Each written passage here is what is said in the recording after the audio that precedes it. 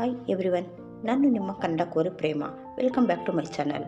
ಆತ್ಮೀಯ ವೀಕ್ಷಕರೇ, ಈ ಮಾವಿನಕಾಯಿ ಕಾಲದಲ್ಲಿ ಇದು ಮಾವಿನ ಹಣ್ಣು ಮತ್ತು ಕಾಯಿ ಎರಡೂ ಸಿಗೋಂಥ ಟೈಮು. ಇದರಲ್ಲಿ ತುಂಬ ಒಳ್ಳೆ ರೆಸಿಪಿಗಳನ್ನ ಮಾಡ್ಬೋದು. ಇವತ್ತಿನ ರೆಸಿಪಿ ಬಂದು ಮಾವಿನಕಾಯಿ ಚಟ್ನಿ. ಬನ್ನಿ, ಈ ಒಂದು ಚಟ್ನಿ ಮಾಡೋದಕ್ಕೆ ಯಾವ ಇಂಗ್ರೀಡಿಯೆಂಟ್ಸ್ನ ಉಪಯೋಗಿಸ್ತಾ ಇದ್ದೀನಿ ಮತ್ತು ಯಾವ ವಿಧಾನದಲ್ಲಿ ಮಾಡೋದು ಅಂತ ನೋಡ್ತಾ ಹೋಗೋಣ. ನಿಮ್ಮೆಲ್ಲರಿಗೂ ಈ ರೆಸಿಪಿ ಇಷ್ಟ ಆದರೆ ಖಂಡಿತ ಸಬ್ಸ್ಕ್ರೈಬ್ ಮಾಡೋದನ್ನ ಮರಿಬೇಡಿ. ಜೊತೆಗೆ ಮಾವಿನಕಾಯಿ ಕಾಲ ಮುಗಿಯೋದ್ರಲ್ಲಿ ಒಮ್ಮೆ ಮಾಡಿ, ಇದ್ರ ರುಚಿ ಅದ್ಭುತವಾಗಿರುತ್ತೆ. ನೋಡಿ, ಈ ಮಾವಿನಕಾಯಿ ಚಟ್ನಿಯನ್ನು ಮಾಡೋದಕ್ಕೆ ನಾನು ಏನೇನು ಉಪಯೋಗಿಸ್ತಾ ಇದ್ದೀನಿ ಅಂದರೆ, ಮೊದಲಿಗೆ ನಾನು ಈ ಸೈಜಿನ ಒಂದು ತೋತಾಪುರಿಕಾಯಿನ ತೊಗೊಂಡಿದ್ದೀನಿ. ಇದನ್ನು ಚೆನ್ನಾಗಿ ತೊಳೆದು ಮೇಲೆ ಒಣಗಿರೋ ಬಟ್ಟೆಯಲ್ಲಿ ಒರೆಸ್ಬೇಕು, ತೇವಾಂಶ ಇರಬಾರ್ದು.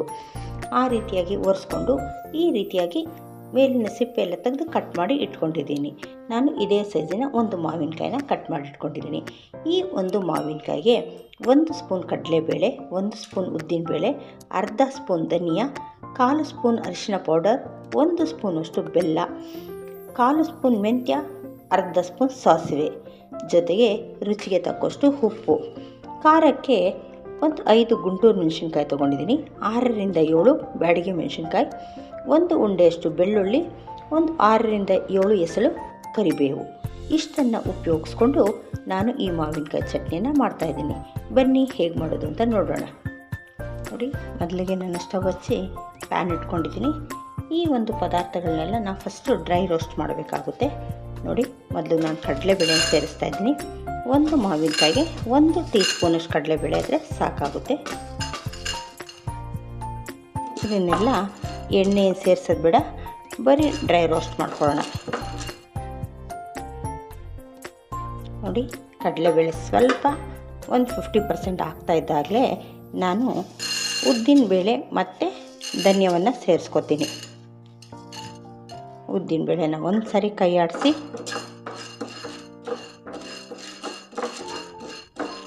ಯಾವ ಪದಾರ್ಥಗಳು ಸೀದೋಗಬಾರ್ದು, ಎಲ್ಲ ಒಂದೇ ಹದವಾಗಿ ಆಗಬೇಕು.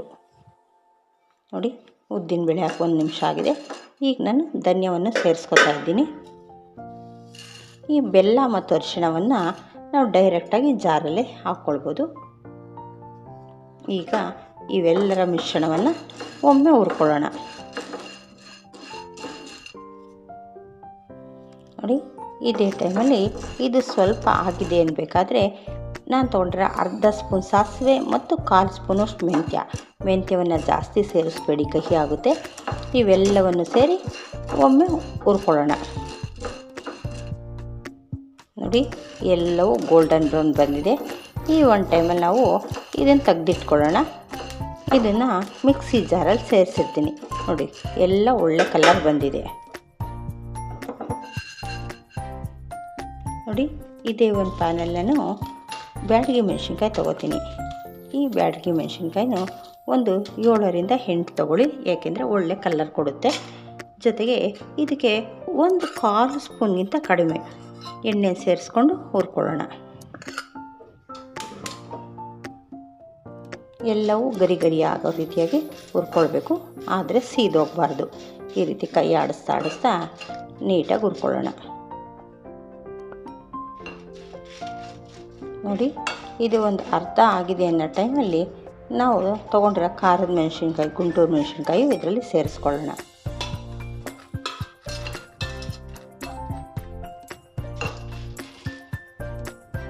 ನೋಡಿ, ಇದೆಲ್ಲ ಸ್ವಲ್ಪ ಆಗ್ತಾ ಬಂದಿದೆ. ಈಗ ತೊಗೊಂಡ್ರಂಥ 1 ಗರಿಯಷ್ಟು ಕರಿಬೇವನ್ನು ಸಹ ಸೇರಿಸ್ತಿದ್ದೀನಿ.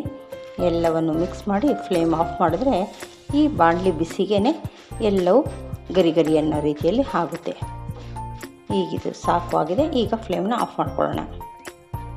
ನೋಡಿ, ನಾವು ಹುರಿದಿಟ್ಟಿರೋ ಪದಾರ್ಥಗಳೆಲ್ಲ ಚೆನ್ನಾಗಿ ಬಿಸಿ ಕಡಿಮೆ ಆಗಬೇಕು, ಆಮೇಲೆ ನಾವು ರುಬ್ಕೊಳ್ಬೇಕಾಗುತ್ತೆ. ಅಷ್ಟರಲ್ಲಿ ಇದಕ್ಕೊಂದು ಒಗ್ಗರಣೆಯನ್ನು ರೆಡಿ ಮಾಡಿ ಇಟ್ಕೊಳ್ಳೋಣ. 1-2 ಸ್ಪೂನಷ್ಟು ಎಣ್ಣೆಯನ್ನು ಹಾಕೋಣ. ನೋಡಿ, ಎಣ್ಣೆ ಚೆನ್ನಾಗಿ ಬಿಸಿ ಆಗಲಿ. ಬಿಸಿ ಆದಮೇಲೆ ಇದಕ್ಕೆ ಒಂದು ಅರ್ಧ ಸ್ಪೂನಷ್ಟು ನಾನು ಸಾಸಿವೆಯನ್ನು ಸೇರಿಸ್ತಾ ಇದ್ದೀನಿ. ಜೊತೆಗೆ ಸಿಂಪಲ್ ಒಗ್ಗರಣೆ, ಏನು ಹೆಚ್ಚಿನದೇನು ಬೇಡ. 1 ಬ್ಯಾಡಗಿ ಮೆಣಸಿನ್ಕಾಯಿ, ಸ್ವಲ್ಪ ಕರಿಬೇವನ್ನು ಹಾಕಿ ಒಗ್ಗರಣೆಯನ್ನು ಆಫ್ ಮಾಡ್ಕೊಳ್ಳೋಣ.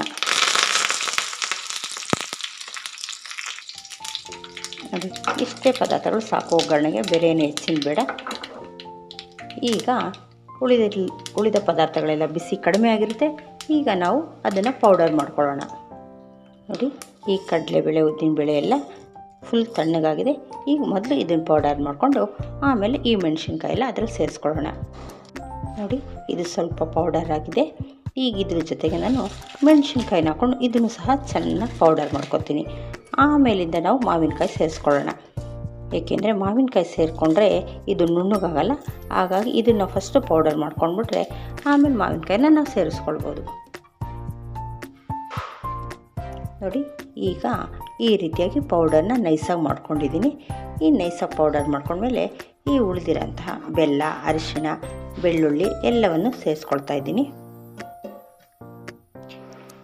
ಜೊತೆಗೆ ಈ ಮಾವಿನಕಾಯಿನೂ ಹಾಕ್ಕೊಂಡು ನಾವು ತುಂಬ ನೈಸಾಗಿ ಮಾಡೋದೇನು ಬೇಡ, ತುಂಬ ಪೇಸ್ಟ್ ಥರ ಸ್ವಲ್ಪ ತರಿಯಾಗಿ ರುಬ್ಕೊಂಡ್ರೂ ಸಾಕಾಗುತ್ತೆ. ಈಗ ಇದೇ ಟೈಮಲ್ಲಿ ನಾನು ರುಚಿಗೆ ತಕ್ಕಷ್ಟು ಕಲ್ಲು ಉಪ್ಪನ್ನೇ ಸೇರಿಸ್ತಾ ಇದ್ದೀನಿ. ಜೊತೆಗೆ ಮಾವಿನಕಾಯಿನೂ ಸೇರಿಸ್ಕೊಂಡು ಮತ್ತೊಮ್ಮೆ ಗ್ರೈಂಡ್ ಮಾಡ್ಕೊಂಡು ಬರ್ತೀನಿ.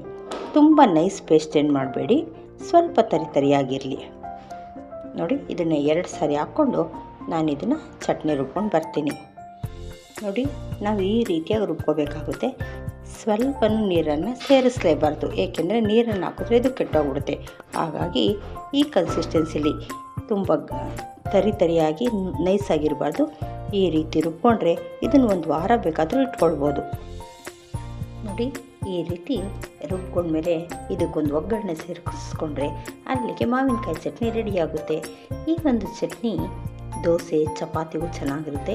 ಜೊತೆಗೆ ಹೆಚ್ಚಿನದಾಗಿ ಬಿಸಿ ಅನ್ನದ ಜೊತೆ ಹಾಕ್ಕೊಂಡ್ರೆ ಸೂಪರ್ ಕಾಂಬಿನೇಷನ್. ಹಾಗಾಗಿ ಈ ರೀತಿ ಒಮ್ಮೆ ಮಾಡಿ ನೀರು ಸೇರಿಸದೇ ಇರೋದ್ರಿಂದ ಇದನ್ನು ಬಾಟಲಲ್ಲಿ ಹಾಕಿಟ್ಕೊಂಡ್ರೆ 1 ವಾರದವರೆಗೂ ನಾವು ಉಪಯೋಗಿಸ್ಕೋಬೋದು. ರುಚಿಯಂತೂ ತುಂಬ ಚೆನ್ನಾಗಿರುತ್ತೆ. ಒಮ್ಮೆ ಈ ವಿಧಾನದಲ್ಲಿ ಮಾಡಿ ನೋಡಿ, ನಿಮಗೆಲ್ಲ ಇಷ್ಟ ಆಗುತ್ತೆ. ಹಾಗಾಗಿ ಈ ಒಂದು ರೆಸಿಪಿ ನಿಮ್ಗೆ ಇಷ್ಟ ಆಗಿದ್ರೆ ಲೈಕ್, ಶೇರ್, ಸಬ್ಸ್ಕ್ರೈಬ್ ಮಾಡೋದನ್ನ ಮರಿಬೇಡಿ. Thank you.